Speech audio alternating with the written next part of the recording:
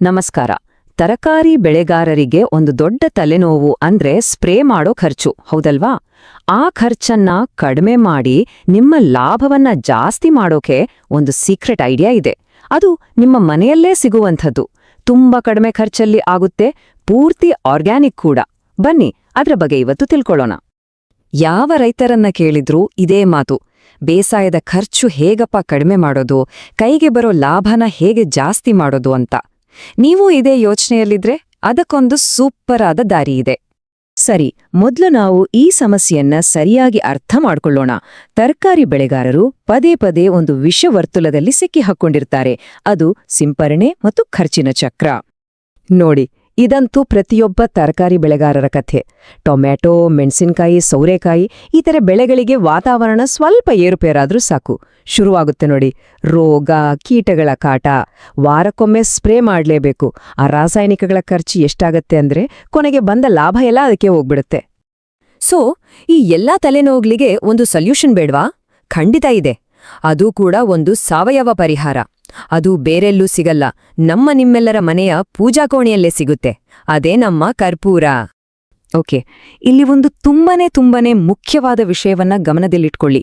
ನಾವು ಮಾತಾಡ್ತಾ ಇರೋದು ಪೂಜೆಗೆ ಬಳಸುವ ಶುದ್ಧ ನೈಸರ್ಗಿಕ ಕರ್ಪೂರದ ಬಗ್ಗೆ. ಅಪ್ಪಿತಪ್ಪಿಯೂ ನಾವು ಬಟ್ಟೆಗಳಿಗೆಲ್ಲ ಹಾಕ್ತಿವಲ್ಲ ಆ ನ್ಯಾಫ್ತಲಿನ್ ಉಂಡೆಗಳು, ಅಂದ್ರೆ ಪಾತ್ರಗಿತ್ತಿ ಉಂಡೆಗಳನ್ನ ಬಳಸೋಕೆ ಹೋಗ್ಲೇಬೇಡಿ. ಅದು ಬೆಳೆಗಳಿಗೆ ಸಿಕ್ಕಾಪಟ್ಟೆ ಡೇಂಜರ್, ವಿಷಕಾರಿ. ಸರಿ, ಈ ಕರ್ಪೂರದಿಂದ ಅದೆಂಥ ಮ್ಯಾಜಿಕ್ ಆಗುತ್ತೆ ಅಂತೀರಾ? ಇದು ಒಂದೇ ಕಲ್ಲಲ್ಲಿ ಎರಡು ಹಕ್ಕಿ ಹೊಡೆದ ಹಾಗೆ. ಒಂದೇ ಸ್ಪ್ರೇ ಆದ್ರೆ ಎರಡು ರೀತಿಯಲ್ಲಿ ನಮ್ಮ ಬೆಳೆಯನ್ನು ಕಾಪಾಡುತ್ತೆ. ಟೆಕ್ನಿಕಲ್ ಆಗಿ ಹೇಳೋದಾದ್ರೆ ಇದನ್ನ ಡ್ಯುಯಲ್ ಆಕ್ಷನ್ ಸ್ಪ್ರೇ ಅಂತಾರೆ. ಅಂದ್ರೆ ಏನು? ಸಿಂಪಲ್. ಒಂದೇ ಸ್ಪ್ರೇ ರೋಗಗಳನ್ನು ಕಂಟ್ರೋಲ್ ಮಾಡುತ್ತೆ, ಜೊತೆಗೆ ಕೀಟಗಳನ್ನು ದೂರ ಓಡಿಸುತ್ತೆ. ಒಂದೇ ಖರ್ಚಲ್ಲಿ ಎರಡು ಕೆಲಸ. ಇಲ್ ನೋಡಿ ಇದರ ಪವರ್ ಎಷ್ಟಿದೆ ಅಂತ. ಒಂದ್ ಕಡೆ ಇದು ಬೂದಿ ರೋಗ, ಡೌನಿ ಮಿಲ್ಡ್ಯೂ ಈ ತರದ ಫಂಗಸ್ ರೋಗಗಳನ್ನ ನಿಯಂತ್ರಿಸುತ್ತೆ. ಇನ್ನೊಂದ್ ಕಡೆ ಇದರ ಘಾಟು ವಾಸನೆ ಇದೆಯಲ್ಲ, ಆ ವಾಸನೆಗೆ ನೊಣ, ಸೊಳ್ಳೆಗಳಂತಹ ಕೀಟಗಳು ಹತ್ರಾನೂ ಸುಳಿಯಲ್ಲ. ಅಷ್ಟೇ ಅಲ್ಲ, ಸಣ್ಣ ಪುಟ್ಟ ಕೀಟಗಳನ್ನ ನಾಶ ಕೂಡ ಮಾಡುತ್ತೆ. ವಾಹ್! ಇದನ್ನ ಕೇಳಿದ್ಮೇಲೆ ಇದನ್ನ ಹೇಗ್ ಮಾಡೋದು ಅಂತ ಕುತೂಹಲ ಬಂದೇ ಬರುತ್ತೆ, ಹೌದಲ್ವಾ? ಬನ್ನಿ ಹಾಗಾದ್ರೆ ಈ ಕಡಿಮೆ ಖರ್ಚಿನ ಪವರ್ಫುಲ್ ಸ್ಪ್ರೇ ತಯಾರಿಸೋದು ಹೇಗೆ ಅಂತ ನೋಡೇ ಬಿಡೋಣ. ನೋಡಿ, ಮಾಡೋದು ತುಂಬಾನೇ ಸಿಂಪಲ್.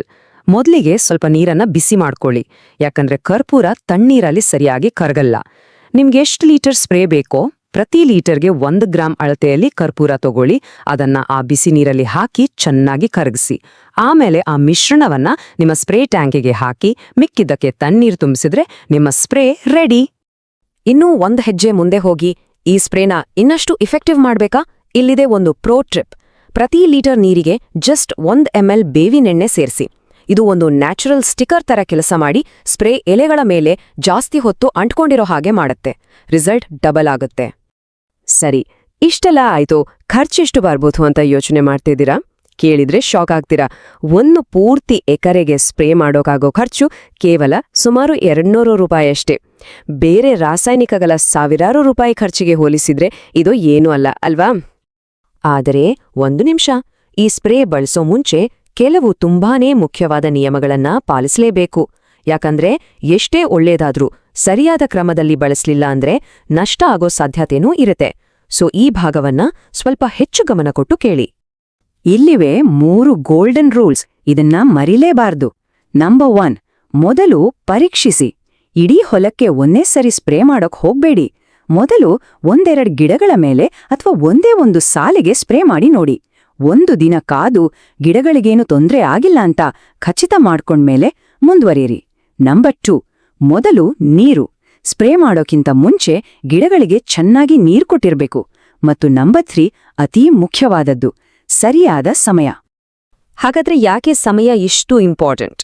ಯಾಕಂದ್ರೆ ನೀವು ಮಧ್ಯಾಹ್ನದ ಬಿರುಬಿಸಿಲಲ್ಲಿ ಸ್ಪ್ರೇ ಮಾಡಿದ್ರೆ ಆ ಬಿಸಿಲಿಗೆ ಎಲೆಗಳು ಸುಟ್ಟು ಹೋಗೋ ಚಾನ್ಸಸ್ ಜಾಸ್ತಿ ಇರುತ್ತೆ. ನಾವು ಲಾಭ ಮಾಡೋಕ್ ಹೋಗಿ ನಷ್ಟ ಮಾಡ್ಕೊಂಡಾಗತ್ತೆ. ಅದಕ್ಕೆ ಯಾವಾಗ್ಲೂ ಬೆಳಗ್ಗೆ ತಂಪಾದ ವಾತಾವರಣದಲ್ಲಿ ಅಥವಾ ಸಂಜೆ ಬಿಸಿಲು ಕಡಿಮೆ ಆದ್ಮೇಲೆ ಮಾತ್ರ ಸ್ಪ್ರೇ ಮಾಡಿ. ಇದು ತುಂಬಾನೇ ಮುಖ್ಯ, ನೆನ್ಪಿಟ್ಕೊಳ್ಳಿ. ಸೊ ಈ ಕರ್ಪೂರದ ಉದಾಹರಣೆಯಿಂದ ನಾವು ಕಲಿಬೇಕಾದ್ದು ಏನು? ಇದು ಕೇವಲ ಒಂದು ಸ್ಪ್ರೇ ಬಗ್ಗೆ ಅಲ್ಲ, ಇದು ನಮ್ಮ ಕೃಷಿ ಖರ್ಚುಗಳ ಬಗ್ಗೆನೇ ನಾವು ಯೋಚಿಸೋ ರೀತಿಯನ್ನ ಬದಲಾಯಿಸೋಕೆ ಒಂದು ಅವಕಾಶ. ಈ ಮಾತ್ ನೋಡಿ ಎಷ್ಟು ಚೆನ್ನಾಗಿದೆ. ಸರಳವಾದ ಮನೆಯಲ್ಲೇ ಸಿಗೋ ವಸ್ತುಗಳು ಕೃಷಿಯಲ್ಲಿ ಅದ್ಭುತಗಳನ್ನೇ ಸೃಷ್ಟಿಸಬಲ್ಲವು. ಇದು ನಿಜ. ನಮ್ಮ ಅಡಿಗೆ ಮನೆ, ಪೂಜಾ ಕೋಣೆಯಲ್ಲಿರೋ ವಸ್ತುಗಳಲ್ಲೇ ಎಷ್ಟೋ ದೊಡ್ಡ ಸಮಸ್ಯೆಗಳಿಗೆ ಚಿಕ್ಕ ಪರಿಹಾರಗಳು ಅಡಗಿರ್ತವೆ. ಇದರಿಂದ ಹಣನೂ ಉಳಿಯುತ್ತೆ, ನಮ್ಮ ಬೆಳೆನೂ ಆರೋಗ್ಯವಾಗಿರುತ್ತೆ. ಇದು ನಮ್ಮೆಲ್ಲರನ್ನೂ ಒಂದು ಯೋಚನೆಗೆ ಹಚ್ಚುತ್ತೆ ಅಲ್ವಾ? ನಮ್ಮ ಹಿರಿಯರು ಬಳಸ್ತಿದ್ದ, ಇವತ್ತು ನಾವು ಮರೆತು ಹೋಗಿರುವ ಇಂತಹ ಇನ್ನೂ ಎಷ್ಟೋ ಕಡಿಮೆ ಖರ್ಚಿನ ನೈಸರ್ಗಿಕ ಕೃಷಿ ಪದ್ಧತಿಗಳು ಇರ್ಬೋದು. ಅವುಗಳನ್ನ ಮತ್ತೆ ಹುಡುಕಿ ತೆಗೆಯೋ ಪ್ರಯತ್ನ ನಾವು ಯಾಕೆ ಮಾಡಬಾರ್ದು? ಯೋಚಿಸಿ ನೋಡಿ.